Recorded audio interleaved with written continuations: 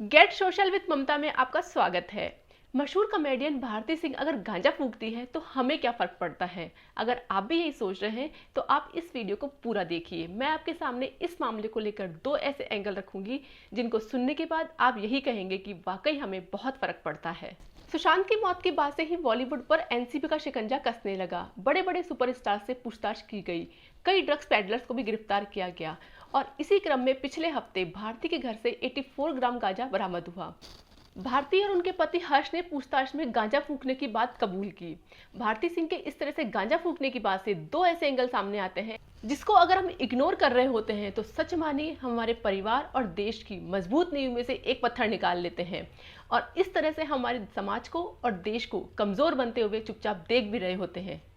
भारती सिंह एक मशहूर कॉमेडियन है, मतलब थी। अब वह ऐसा काम करके हमको हंसा पाएगी, लगता तो नहीं है। खैर, कॉमेडी करते करते कब वह हमारे परिवार की पसंद बन गई पता ही नहीं चला। उसकी कॉमेडी पर ठहाके लगाते लगाते कब वह हमारे बच्चों की आइडल बन गई पता ही नहीं चला। हमारे बच्चे उसकी तरह एक्टिंग करते, उसकी तरह डांस करते और खुश होते। जब उनको पता चलता है कि रियलिटी शो में काम करने वाली उनकी ये आइडल रियल लाइफ में ड्रगी है तो वे उनसे क्या इंस्पिरेशन लेंगे। जो बच्चे ये सोचते हो कि वे बड़े होकर भारती की तरह कॉमेडी करेंगे, क्या वे ये नहीं सोचेंगे कि वे भी बड़े होकर भारती की तरह ड्रग्स लेंगे।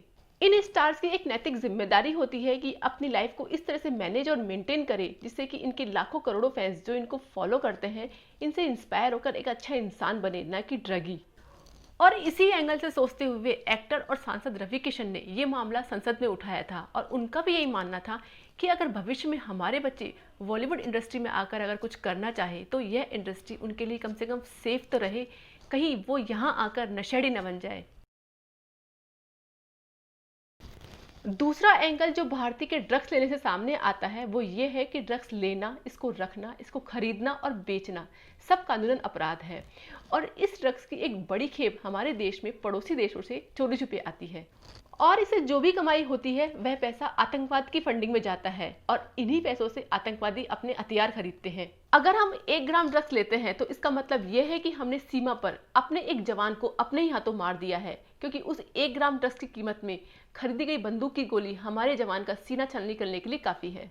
तो अब आप सोचिए, भारती के घर से तो 84 ग्राम गांजा बरामद हुआ है और इसको खरीदने के लिए उसने जितना पैसा दिया होगा उस पैसे के एवज में हमारे कितने जवानों को अपनी जान से हाथ धोना पड़ेगा। इन दोनों एंगल से सोचने के बाद अब आप यही कहेंगे कि भारती के गांजा फूंकने से हम सबको फर्क पड़ता है। और इतना सब होने के बाद अगर एक बार मान भी लिया जाए कि भारती और उनके पति ने नासमझी में कोई गलती की होगी, लेकिन उनको अपनी गलती का एहसास होना चाहिए, उनको ये अफसोस होना चाहिए कि उन्होंने कुछ गलत किया है। पर ऐसा लगता है कि उनको अपनी गलती का बिल्कुल एहसास नहीं है। वे इस चीज़ को लेकर के बिल्कुल भी गिल्टी फील नहीं कर रहे हैं, क्योंकि जमानत मिलने के बाद वे अपनी खुशी को इस तरह से जाहिर कर रहे थे मानो बहुत ही नेक काम करके आए हों। भारती और उनके पति के इस तरह से ड्रग्स में इन्वॉल्व होने को लेकर आप क्या सोचते हैं, मुझे नीचे कमेंट करके बताइए। धन्यवाद।